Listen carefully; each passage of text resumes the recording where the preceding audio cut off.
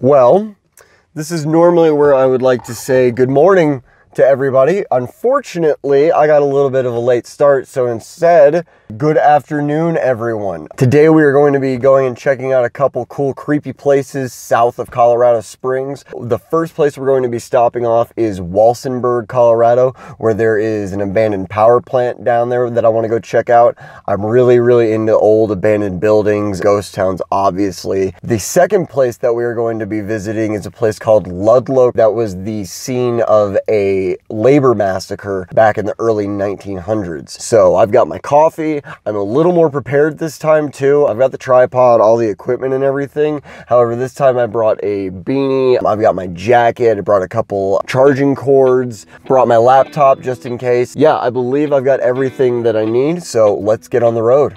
Here we go.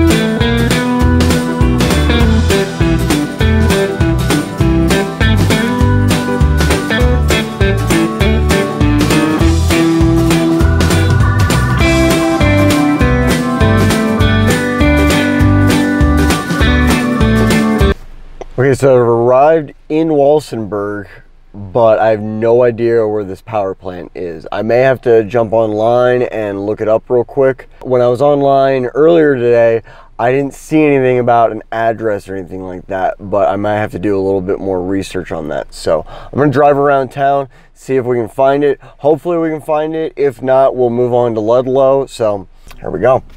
Okay, I did find the power plant, but it's extremely windy out here right now, so I'm hoping that doesn't ruin this too much. So let's go check this out. There is the power plant. However, there's also a very clear sign that says no trespassing right here. Private railroad crossing. So yeah, I don't think we're gonna, oh, it's so windy. I don't think we're gonna be able to get in there, which is really a shame because that thing looks really cool. Well, that's a shame.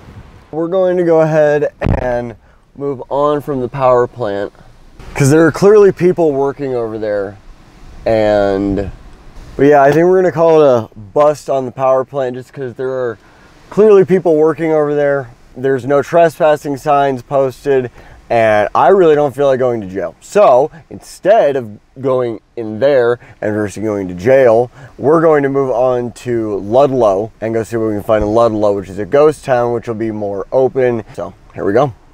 All right, so filling up on gas right now. I did ask the gas station attendant if she knew if it was possible to gain permission to the power plant. I figured if I'm here, I might as well make the attempt to try and get in there if possible. She said go to the courthouse and talk to them. So we're gonna do that. It is almost 4 o'clock, so hopefully they don't close in the next few minutes, but I'm gonna head down there, go see if that's possible. If not, on to Ludlow. All right, well, it would seem that no one in the town of Walsenburg knows who the power plant belongs to. I went and talked to somebody at the courthouse. They told me to go to City Hall. I went to City Hall. They told me that it was owned by the San Isabel Electric Company. So I went to the San Isabel Electric Company and they told me that City Hall owns it. So rather than running around and talking to more city officials that probably have no idea what's going on, I'm going to move on to Ludlow and then do some more research, make some phone calls and see if we can get into that power plant. Because now I'm pretty determined to see what's in that thing. So on to Ludlow.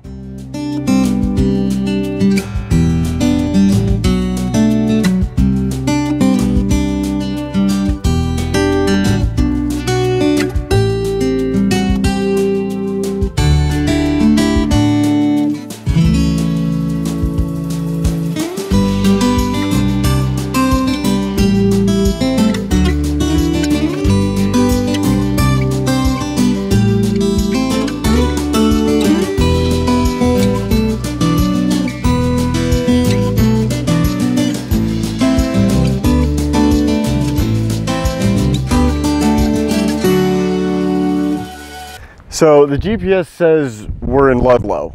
However, I don't know what that means because I don't see anything. However, if this is Ludlow, this is already paying off a little bit better because as soon as I came in, I saw this. I'm not sure what this was, but I feel like it has almost like a jailhouse vibe to it. You hear the wind kind of blowing through it. And I say that about the jailhouse vibe because there is an area down here that had like bars that you would normally see in like a jail. Right over here, right there. So I don't know what the deal is with that.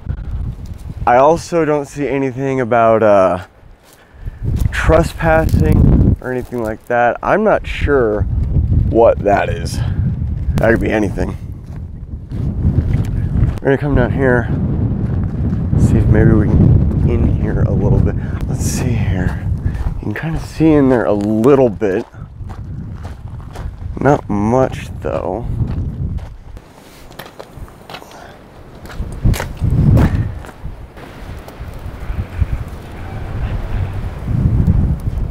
A lot of old equipment in there. I don't know if that was a barn or what.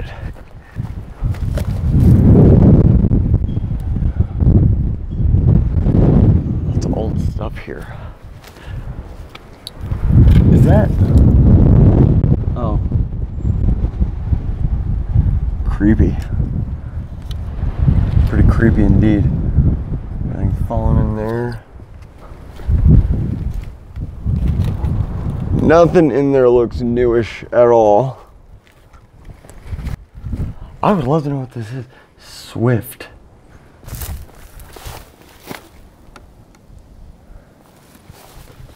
I honestly have no idea what this would have been. I'm almost positive that was a jail right there. Old house over here.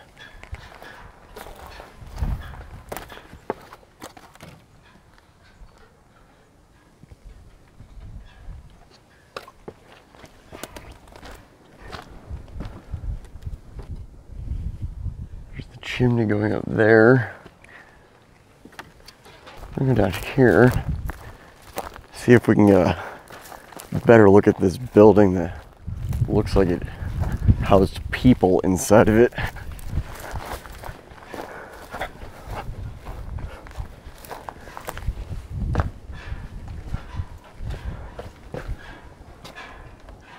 Lots of old. I don't know if you can hear that creaking sound. That is super creepy.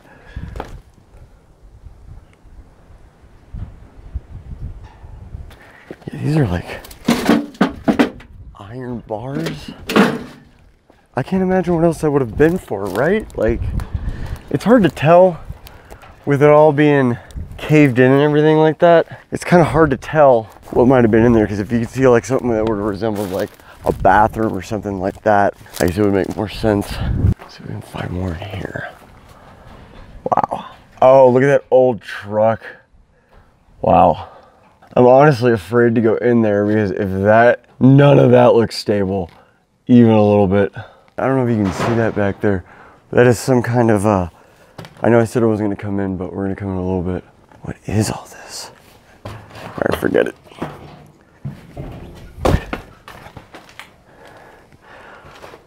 Really old truck here.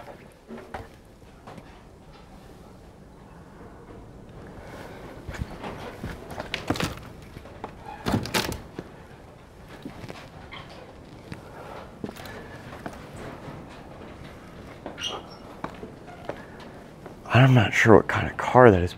That is a super, super old truck. Okay, this whole place sounds like it could cave in any minute with these high winds. There's a Corona bottle, which tells me clearly not the only one that's come in here. I don't know what's down there. I'm also pretty sure that's how people die in horror movies. Get across here. Ah! I didn't see the generator there before. It's kind of neat. There's a doorway here. I guess I could have just gone in here. Just says Ludlow back there. What does this say here? Show tonight. Okay, well that just raises further questions. Wow. Not sure what's in here.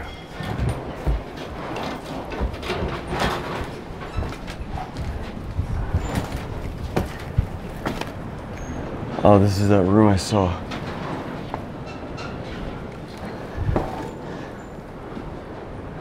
Wow.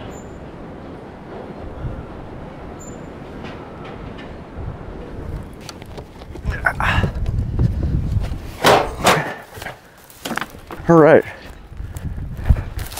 Wow. Very windy. Very windy. We'll continue this in the car. Okay, back in the car. Super windy out here. It feels like Kansas out here. Brittany would love this weather. I'm going to try and find the memorial site for the Ludlow Massacre. So here we go.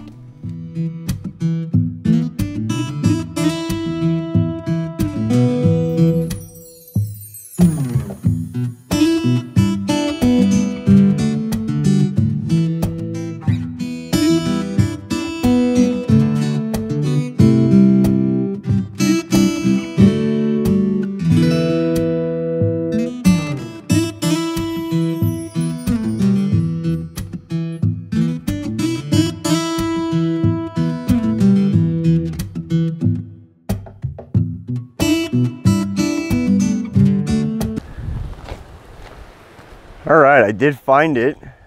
Apparently I passed right by it whenever I was coming in, and I turned left because that's where the GPS took me. The building you saw was where the GPS told me Ludlow was. So this town is an official ghost town, if I'm not mistaken. You see here, we have the United Mine Workers of America, District 15, and then we have the Ludlow Memorial Monument. So we're gonna go in here, learn some stuff, and see some stuff, hopefully. So let's go. So we do have a donations thing here. I don't see the slot. There it is. That in there. Do a little donation. So the Ludlow Massacre. On September 23rd, 1913, coal miners in Colorado counties of Los Animas and Orfano struck the mines over unsafe working conditions, long hours, and low pay. Majority of them were immigrants from Europe and Mexico. Say they were working for 12 to 14 hours a day for pennies an hour. When they finally struck, the companies evicted them from their homes, their possessions with them. The United Mine Workers of America came to their aid by erecting tent colonies. These are the tent colonies right here. Even though their immediate struggle for justice was denied by the coal operators and the state government, the brave stance they took eventually led to better working conditions. April 20th, the Colorado State Militia attacked the tent colony, which was also the Colorado National Guard. 4 men, 2 women, and 11 children lost their lives in what is now known as the Ludlow Massacre. In all, 30 people lost their lives that day. So this map reflects the landscape. So we'd be right there, and then this is the militia camp. So we're kind of in the middle. So here's the train tracks. So the train tracks right there, and then right here on this side of it, which means the actual tent colony would have been right out there. And the militia camp was actually down on the other side, down that way. So, I mean, within eye shot, I mean, you would have been able to see them and everything. So we had the baseball field, which would have also been right here. At 7:20 on April 20th, a train stopped along the tracks, halting gunfire long enough to allow most women and children to flee. The militia fired onto the tent colony using a machine gun set up on Water Tank Hill. Water Tank Hill is right down here. The militia camp housed a unit that consisted of members of the Colorado National Guard, mine guards, and other hired guns. The death special was a reinforced car with a Gatling gun mounted on the back, operated by the Baldwin Felt Detective Agency. Periodically drove along this road and sprayed gunfire into the tent colony. Looking onto this prairie, you see one of several places where coal miners lived during the strike. Violence on both sides plagued the strike. Governor Elias Ammons called out the Colorado National Guard to help keep the peace. By April 1914, membership in the local militia units consisted mostly of company employees who sided against the miners. It says on April 20th, hostilities came to a head, which resulted in the Ludlow Massacre. Throughout the day, the militia and miners exchanged gunfire. Lives were lost on both sides. Under suspicious circumstances, the tent colony burned. Suspicious circumstances indeed. So here's a timeline of events. So around 1884 to 1912, during these years, deaths from explosions, cave-ins, and work-related accidents were 10 times higher than the national average. 1903 is when the United Mine Workers of America began organizing efforts. September 23rd, 1923 is when the strike begins. 90% of the workers in southern Colorado went on strike. And that's when the coal companies evicted the strikers and their families from the company housing. Militia arrives October 28th, 1913, and then there's a blizzard December 4th. While the miners were living in tents, Colorado experienced its worst blizzard in 30 years, adding to the harsh conditions of the strike. They organized a women's march on January 22nd, 1914, and then Easter celebration. Looks like they took a break. State militia was on ground just a day before the massacre. The colonists enjoyed an Easter celebration, and then violence erupted the next morning. And this is a baseball game here of the workers' camp. People from the Red Cross stand in the ruins of the tent colony after the fire. So this is pretty cool. This is a picture. And it says, using a technique called historic photo overlay, archaeologists found the original orientation and position of the photographer. Projecting the image onto the modern landscape helped locate the tents and streets of the Ludlow tent colony. And that's kind of how they found exactly where everything was, and then they kind of pieced everything together after that. This right here is giving a little bit of history of the United Mine Workers of America. It says they accept all miners regardless of race, religion, or national origin. Formed when the Knights of Labor merged with the National Progressive Union of Miners and Mine Laborers. John L. Lewis officially became the president in 1920, and he remained there for 40 years. The guy does not look like he takes much crap from people. I found these in the back of this building here. Part of me wants to take them, but I don't know if you're allowed to. It looks like there was one like here. I don't know. It's the same pictures as the ones that are like up there and everything, but just older ones that they replaced. That's the kind of stuff those donations go to.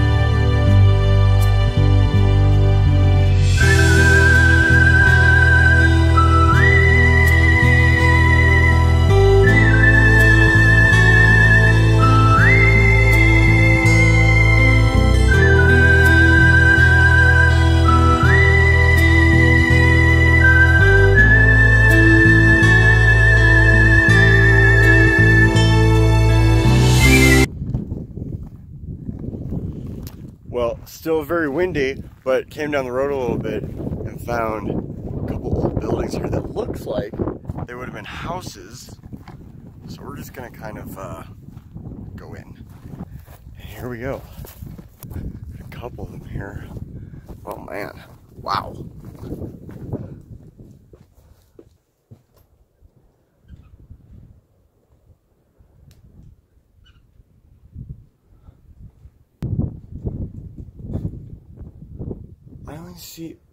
I see a support pillar there. No wonder the roof caved in. Oh yeah, that thing is just coming right over. Looks like we got a crawl space down in there. I can't see a thing in there.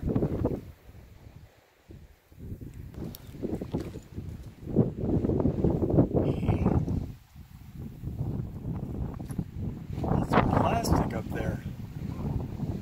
It looks It's like a electrical work. Huh. I have no explanation for that. We'll come over here, see if we can get a look inside.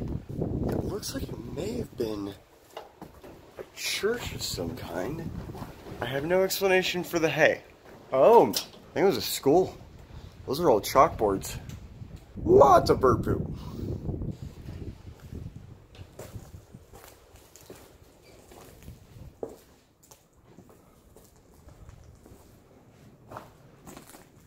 Curtain's still up there.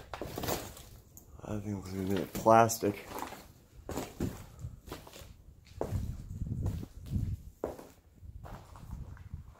It seems like it would have been a school of some kind for the kids, or for the families of the miners. Got the chimney coming up over there. I mean, with the chalkboards, it's either that, or I have a feeling perhaps it was a church. It was something, some kind of place of teaching for sure. Otherwise, I'm not sure why they would have the chalkboards in there. What is down there, I wonder? Looks like it was holding water or something in there. That is something just straight out of Silent Hill. Yeah, this must have, now I'm almost positive this is a school of some kind, because now we have like playground equipment here, and then what is this we see over here? Looks like a more old playground equipment. Oh, cactus. Just made from pipes. Yeah, just made from piping. I guess you gotta work with what you got, right? All right, we're gonna make our way back to the car now, where it's not quite so windy. Ooh. Ooh, I think I have something in my sock. Ooh, what is, getting stabbed by something. Ooh. Nice little sticker. Ooh, ow.